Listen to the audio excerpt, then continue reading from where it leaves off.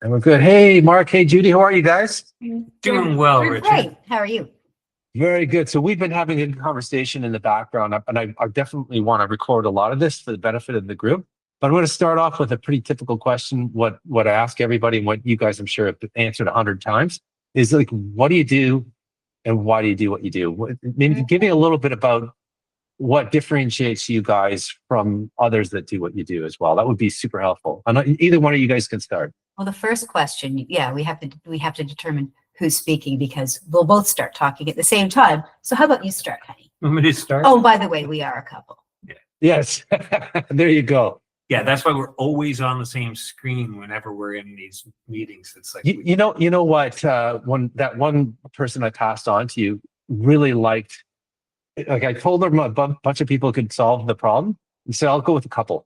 I'll go with, like, she really, like, that was really, there's something about that that was like warmed. Plus, you guys are in Hamilton, she's in Hamilton, so it was interesting. Like, that matters. I mean, that you guys get to get along and whatnot, I guess, right? well, it's funny you say that because interestingly enough, we started realizing that like we work with a lot of couples. Yeah. We work with a lot of companies that have a husband and wife or husband and husband team, that sort of thing, and it's But we're still doing it, and some of them aren't. You know what? I It had my wife sit in on my office one time. It was not a good idea. We make a better couple than a business because, in couples, you take turns leading, right? But in what a business you're passionate about, it's really hard for you to let go of that leadership, especially if that's not her specialty, right? So it got in the way. But we work well together as a couple in a business of owning family and a house and stuff, but not so much on the business. So it's a kudos to you guys. It's not easy to do. Make it work 365. yeah, and the thing that I think is interesting is that over the years, people said, oh, my wife and I can't even make dinner together. It's not a goal. The goal is not to be able to work together. The goal is to be, happy with your partner. And if that it's not going to get killed by working together, then that's great. Like we actually have, I think it's enhanced our relationship. When they talk about it's not the years, it's the mileage. We got a lot of mileage. We put a lot of time in together. We put in the hours. Well, maybe you should answer Richard's question. Yeah, I was gonna go back there as well because this is all good background because it also goes to the relational aspect. What would it be like to work with Mark and Judy as well? Which I think is as important as what you do, right? So it's good stuff. Yeah. Absolutely. So my background is in graphic design, and I've done that since I was very young. So I've been kind of technically in the marketing and design world for embarrassingly number of decades, right? So, and Judy? Oh, my background. Oh, it's all over the place. I started my first business when I was 8. Roadside stand. We lived in the country, sold the vegetables. Started a business, taught creative arts camp for kids. I got a student venture capital loan from the government. It was so cool. So I think being an entrepreneur has always been in my blood. I'm sure of that. So I went to school for political science, and then the arts at York. I've been through everything, but I mostly worked in not-for-profit arts organizations like in Toronto, Oakville, Hamilton. And then we met, and because of his background, we started working at an agency together.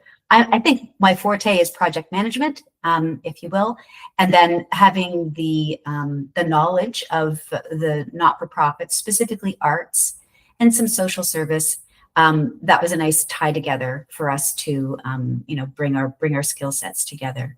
So so actually on that point, it was really great for us to be able to work for the same agency, not necessarily having to work together directly all the time. We often worked on completely different things, but we had a chance on somebody else's dime to see whether we liked working in the same office and being part of a larger team, and it worked. So it made it really easy for us to actually start Muse. And when we started Muse, it was informed by, we knew what we wanted, but we had also had a firsthand look at what we knew we didn't want. And that was really important. Sometimes knowing what you don't want is even more valuable than what you want, because what you want might be something that's a little bit intangible. Oh, I really like the idea of doing creative work together with my partner and looking after our clients and having great relationships with them. But it's as I said, it's a little bit it's in the future. That's what you're shooting for. Mm-hmm. What you don't want is because you've experienced what you don't want. Right. So We when we formed Muse, and we're called Muse Marketing Group, which is kind of strange because in the beginning it was really just two people. So, what's that group? But the philosophy at the very start, and this is what, 13, 14 years, I can't remember.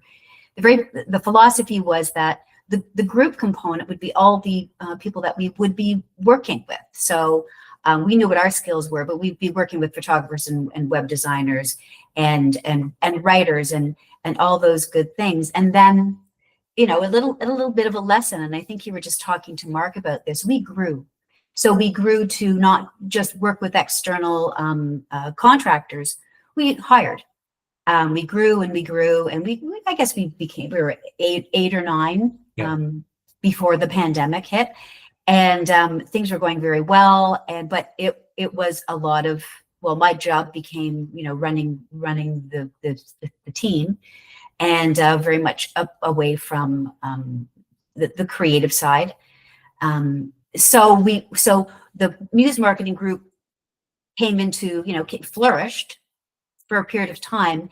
And then really when the pandemic hit and the couple of years afterwards, things really changed for a lot of different reasons.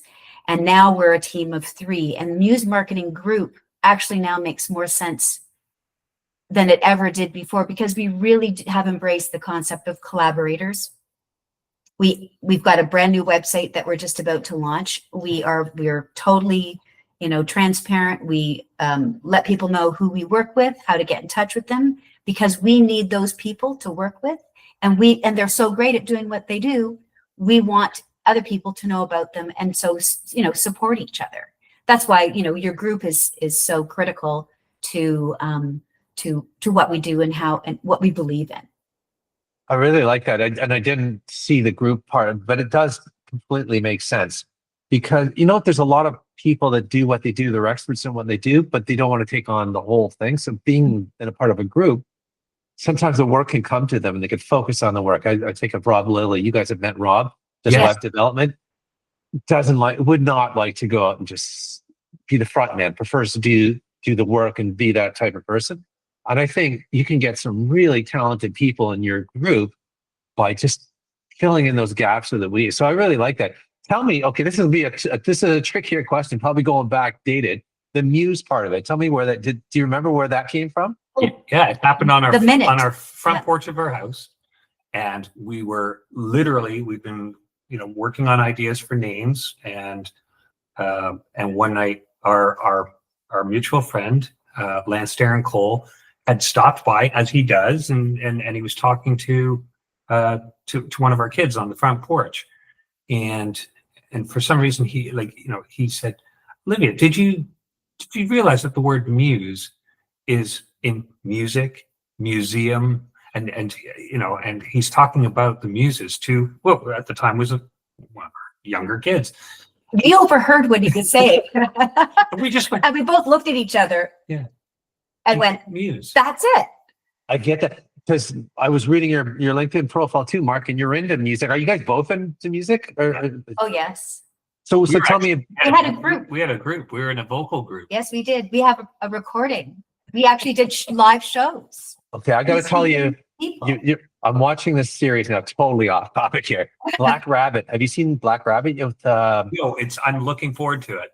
Oh, so 2 brothers. So, okay, I'm Okay, going to leave it at that. I've just watched the trailer for it. Yeah. Okay, so think of like 2 brothers going to business together from music background. Interesting. Yeah. So you both are into music. So there's another collaboration. So how does music lend itself to what you guys do? Like, what have you learned from music and being in a band and doing things like that that's helped you with your stuff? Sorry, that was the phone. You answer that question. How does music inform and inspire what we do? for me personally, music has always been one of my biggest inspirations. And, you know, it sort of, to say you love something, you like something, whatever, it means everything to me. It's huge.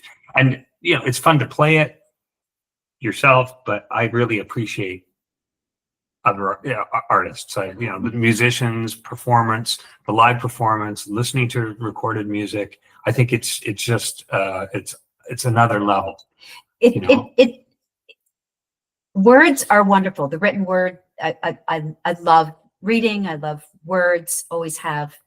But music takes those words to another level, right? And it's transcendent. And if they only had more music in the United States right now, I don't think, and I know there's lots of music, and what I mean is I'm specifically talking about a certain group of people. There's no music anymore. It feeds your soul.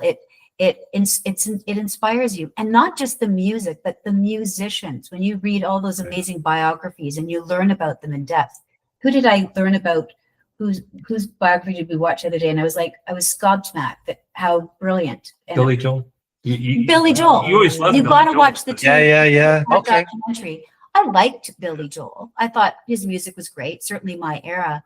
When you learn that man's story and what you know, how he got to where he got, and what every single song has a reference point in his life, and that's what music. That's how it's creative storytelling. I think on multiple layers. So I want to bring that point back, because Mark and I were talking about lead generation and you know, Google Ads aren't performing as well. And I just want to get this on a recording. You talked about when you have a client that is struggling that way, you go back to the brand. Can you kind of take it from there and just kind of give me that again, just record it this time?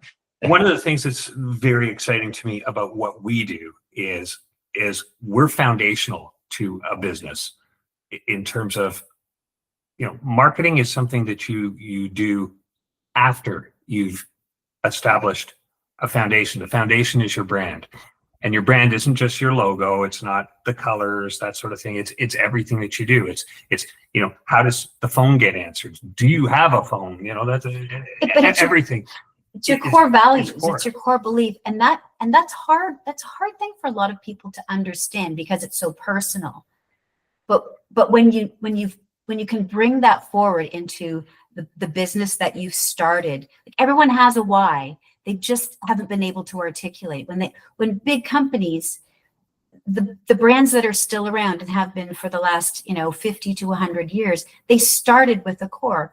Look at what's the ice cream company that's just Ben and Jerry's. Ben and Jerry's. Ben and Jerry's, yeah. Yeah, like that. Just one of the partners has Jerry, has I think, stepped down, and even so though they were no longer, like, they were brand ambassadors. They sold to Unilever 5 years, 6 years ago, but they did it on the terms that we want to be able to stand by all the social causes that we believed in from the beginning.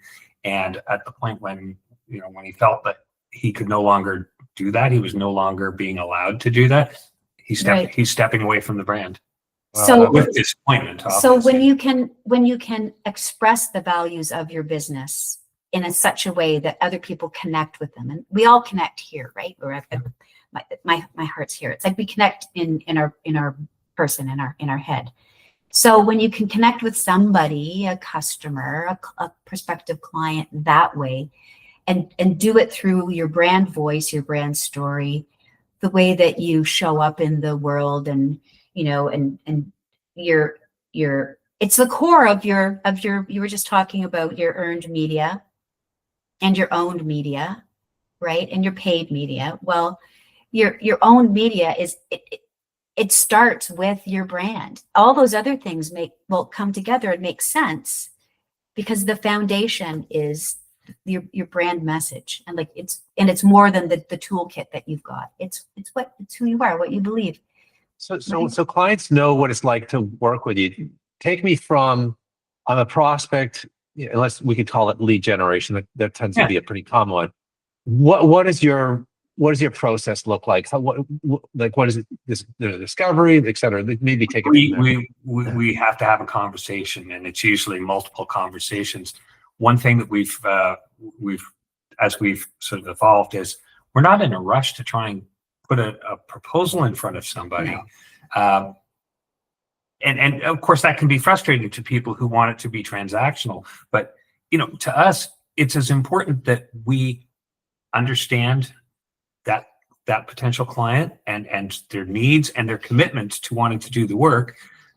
It's as important as making sure that they understand our process. So our first meetings are really about, not trying to solve problems. They're trying to figure out what's the problem you are trying to solve. Yeah, we always start with that question. And it goes back in a way, like it's on a much higher level now, but when I was a young graphic designer, somebody would say, we want a brochure. And I'd go, what do you want a brochure for? They cost money to print, and then you got to distribute it. And they'd say, well, but we're looking to get more business. And I'd go, okay, now we can have a conversation. Why don't we talk about what the goal is? Because nobody wants a box of brochures. Mm-hmm. Like, they want the result that they think that box of brochures might be able to deliver. And in many cases, a brochure is a great solution for somebody. But we don't want to talk about the thing.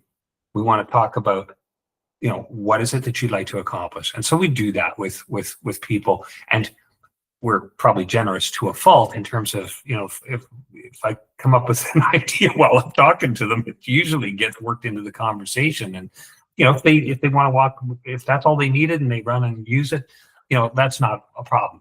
At least they'll probably tell people, well, I talked to those guys for a half an hour or an hour, and I got something great out of it. So, and we believe in that. We believe in offering and being generous, as much as we can be with ideas or direction, an audit of their website, an audit of their language to say, like, you might want to consider. But most people, if it's a cold, call, somebody's getting in touch with us who hasn't heard about us,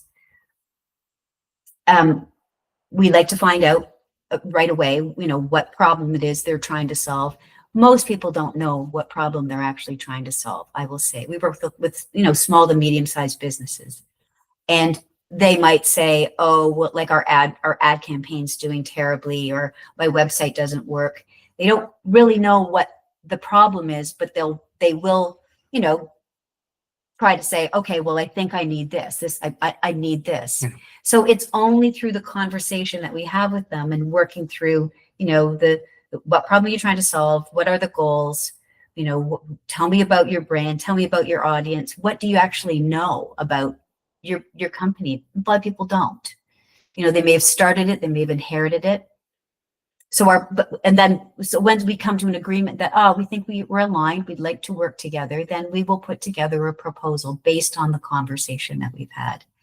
And then and it's usually what we think of as a draft proposal. Like, this is us saying, here's what we understand from what you said, but we need you to actually read this and either go, yeah, you nailed it, or to push back and say, here's actually what we're really looking for.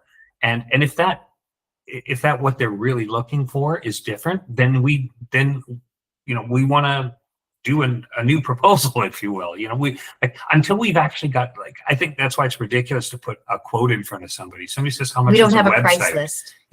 But I do know somebody who can do a website for a couple $1,000, and I do know that there's companies that pay $1 million for a website.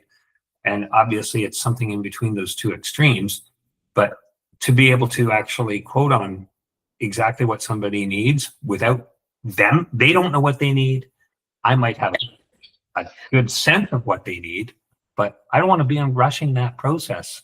And, to a certain degree, it does mean that, we spend a bit more time, but the times when we've bypassed, like when we've tried to shortcut through that process, usually, you regret it. You go, okay, here we are doing something for somebody who, doesn't really get it, or we're not aligned with. Yeah, you're not aligned with that. That's and the results just may not happen to justify what the work Well, you've done, right? You So can't work with everybody, right? I Yeah, mean, know that when somebody gets in touch with you, it doesn't, they don't have a right to, they don't have the right to work with us, to have, or the privilege of working with somebody who's really, just wants to do good work and help. And yes, you might say in some areas we're expert, but there's lots of experts. We have to be aligned in our thinking, in our humanity, even in our appreciation of what it is we want to do together. That's critical. I think you may know this, but we have a little acronym we use when we're I guess we're evaluating It's a way to a prospect or evaluate a a project. potential client. Mark came up with it, of course, because he comes up with all these things. It's BAM, BAM. So is there a budget? And that budget can be whatever it needs to be for the work that needs to be done. So is there a budget for the work that needs to be done? Are we aligned with them? What I just spoke about there. Do we see eye to eye? Are we good connection? M means meaningful, and meaningful can be meaningful work as in if it's a not-for-profit, even if it's pro bono. Is it meaningful, or is it meaningful because it's going to be a real great project for our designer, or it's going to really challenge us? It could be any of those things. So it works 2 out of 3, and really it should be 3 out of 3. Yeah, but sometimes 3 out of it's 3. 2 out of 3, and that really helps us to determine right at the get-go before we get into the proposal stage, because we're not afraid to talk money right out front, because you got to have a budget. Like when people say, well, I need a new website and I need a logo and I've got $1,500. It's like, well, I'm happy to point you in the direction of somebody who could do that, but that won't be us. And we explain to them why, because that's not who we are. So I love that acronym. I was going to say, when you were saying meaningful could be like, you know what? I know we can really deliver for these guys. I know we can really change their path. yeah, And that could be meaningful as well. Right? exactly. So, when you yeah. click with a client, Yeah. we get that every once in a while, like, oh, and then you end up becoming sort of friends and you're ambassadors for their business, even though you've done the work. We are like charged, excited for them. So I did write an article about BAM on our website, so I can send you the link or whatever. It is something that I shared widely. Like I ended up sharing it on LinkedIn, because I thought if it helps other companies, that's great. Like, I mean, and we're happy to have any future clients know that that's kind of how you're being evaluated here, is that, Well, we tell our prospects that. Yeah. I think that's good. And that's good, useful information for everybody else that's going to be watching this video as well. I think having just having that, what is the framework you use to decide whether to go forward? Because you can't use, I need money right now, I need work, because that'll lead you to just some real terrible situations. I was going to ask you, I know I'm watching the time here, but I was going to ask you a couple of things. The group, going back to the group, I want to give you guys one opportunity to finish the conversation with something I might have missed, but the group element, I think everybody in our group, the B2B cohort, could benefit with.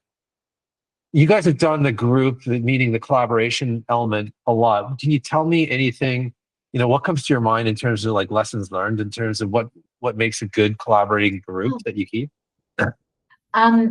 So I think we start working with somebody and see how it works out, and sort of gauge it from there. And the ones that you connect with, it's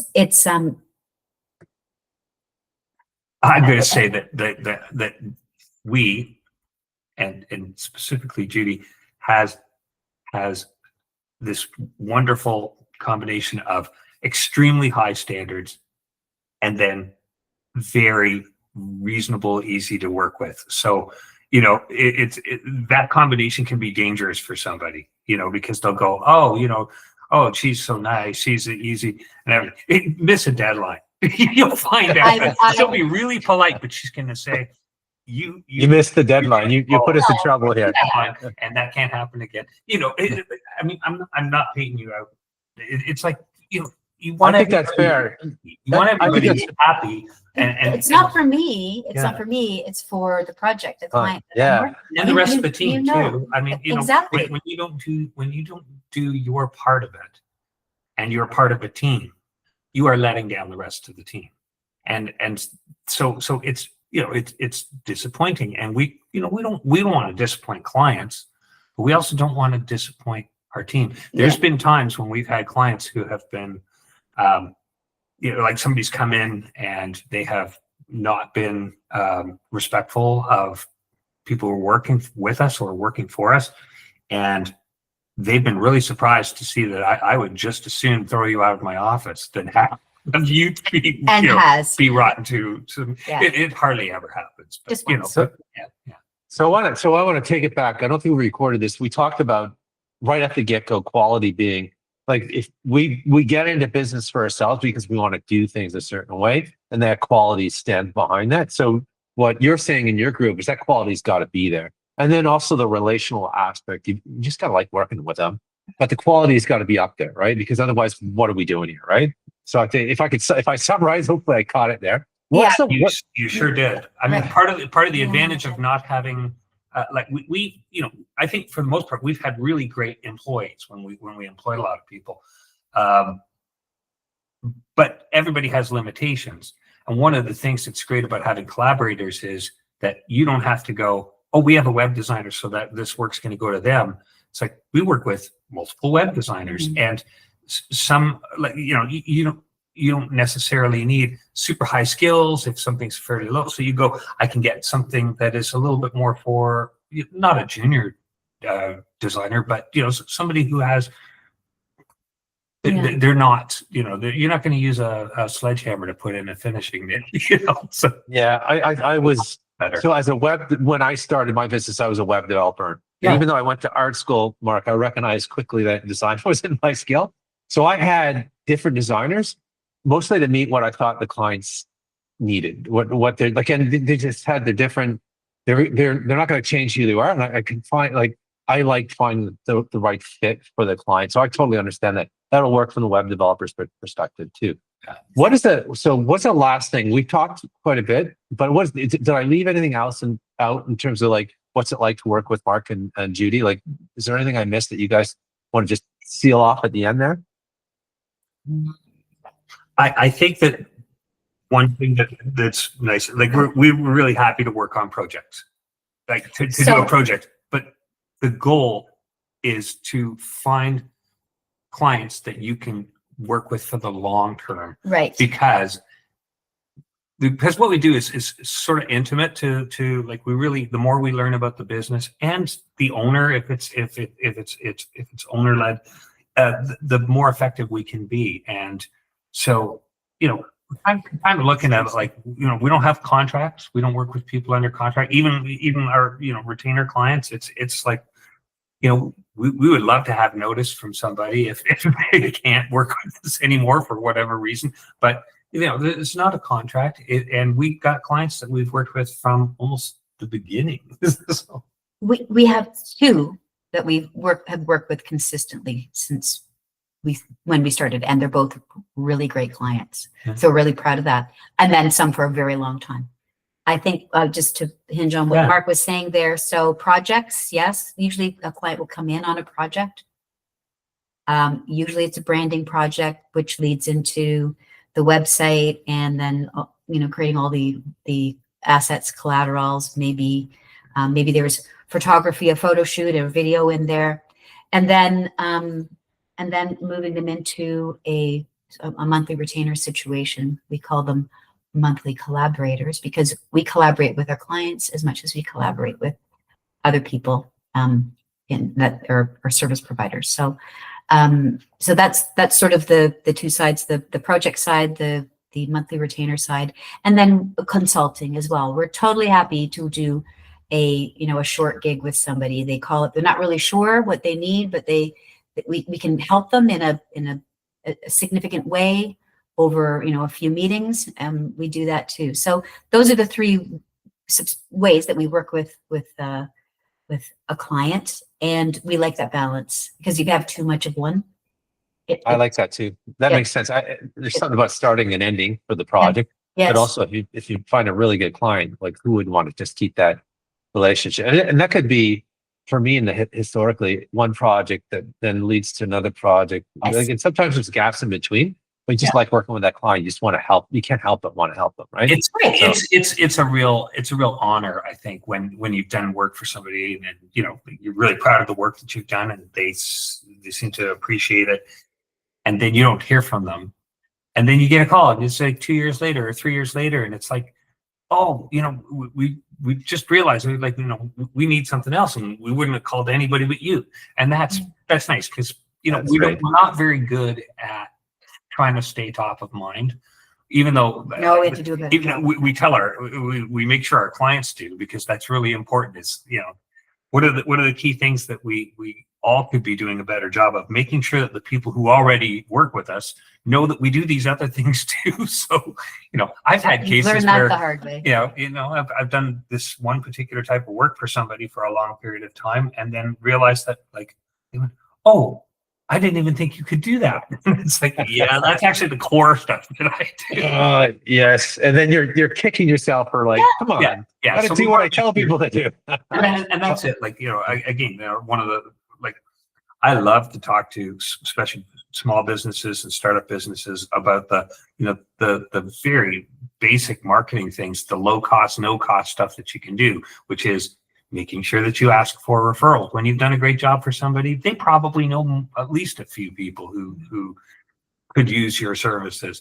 And that is so much more efficient way to market than advertising. Advertising is going out there to a pretty broad market, generally speaking, and hoping that you'll hit somebody at the right time in the right place who needs what you're promoting. But hey, all those things that you can do to actually generate more business, either through the existing clients or through referrals from existing clients, that's the best way to do it. And that's why people belong to things like B2B Cohort. Is the more people who know what you do. And you can't just go, oh yeah, they're a marketing agency. Oh, they're a software consulting.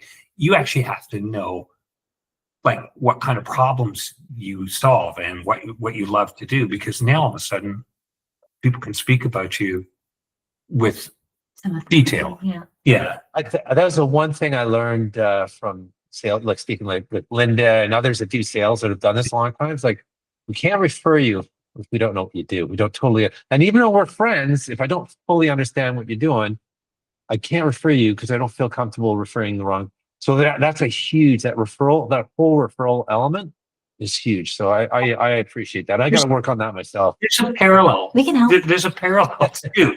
If you think of it this way, when we talk to a client about, you want to know, oh, who's your ideal client, or who's your target audience? And when somebody says, oh, anybody with a pulse, I'm going, okay, so you think you can sell to everybody, that everybody needs what you're doing.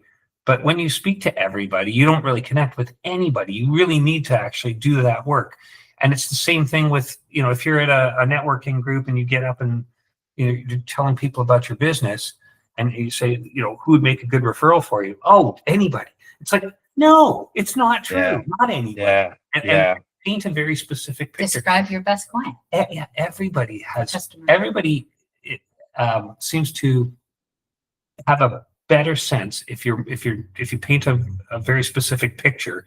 Someone comes to mind, and they will be more motivated to actually make that connection.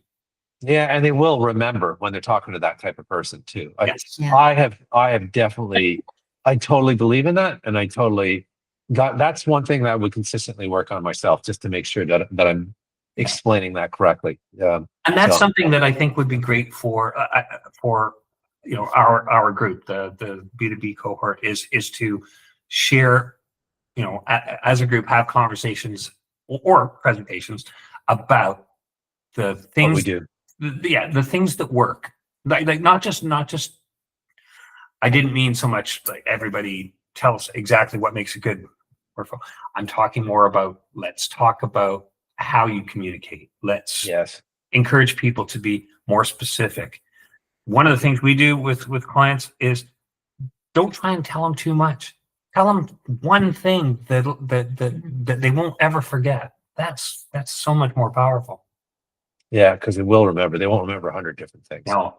I love this. This is great. I knew I'd get a good conversation. I should hit record earlier. We were having an earlier conversation, but I think we got most of it anyhow. It's This better is great. this way. I'm going to let you guys get back because I know you got things to do, and I know the day is probably not over for you. It's not over for me, but I appreciate you guys. When I post this on the B2B cohort, that BAM article, Mark, if you just want to put it in the reference, Yeah. I would appreciate it. You'll see, I'll tag you guys when I post it. Okay. So I appreciate you guys. We appreciate you, Richard. You are a light. I remember the first meeting you many years ago when you were at another agency and you shone. Yeah. Oh, thank you so much. I barely got to work with you or talk with you, and then all the other moments in between. So we think the world of you. Oh, thanks so much. And I do the same for you guys. So appreciate it. So it's a good that we're working together and collaborating with each other. I'm glad we'd be able to keep this relationship going. That said, I'm going to stop the recording, but I'm also going to hang out and let you guys get back to it. All right. Hey, I'm going to be in Hamilton. I don't know if you guys scheduled. Yeah. Yeah. Okay, perfect. Looking forward to seeing you guys. Yeah, I'll be there. All right, guys. See you in the Hammer soon. All right. Bye. Cheers. Bye, Have a great guys. day. Bye. Bye. Well, that was fun. It was really fun.